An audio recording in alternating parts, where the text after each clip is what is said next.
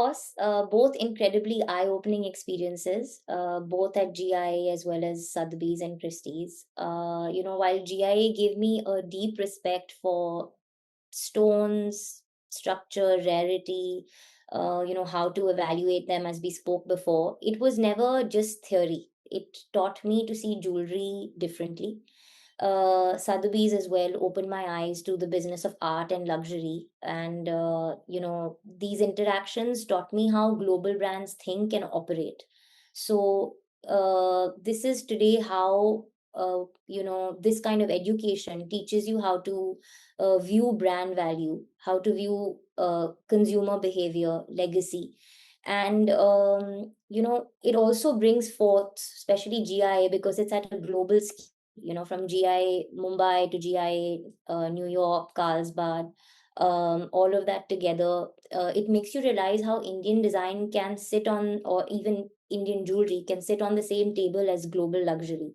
It really depends on how you present it, and there is a lot of learning that you can take away from these experiences.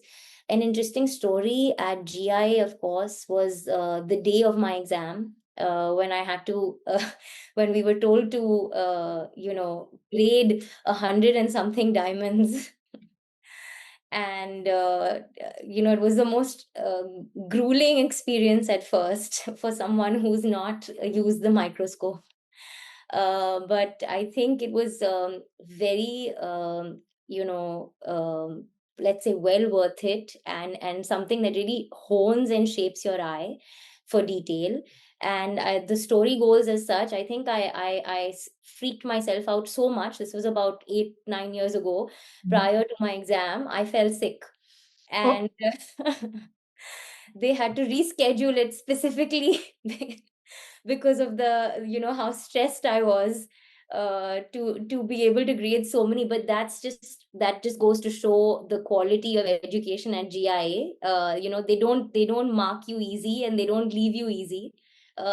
You have to work very hard to be able to be called a diamond grader, and all aspects are taken into consideration, and you're really put to the test. Your eye is really put to the test.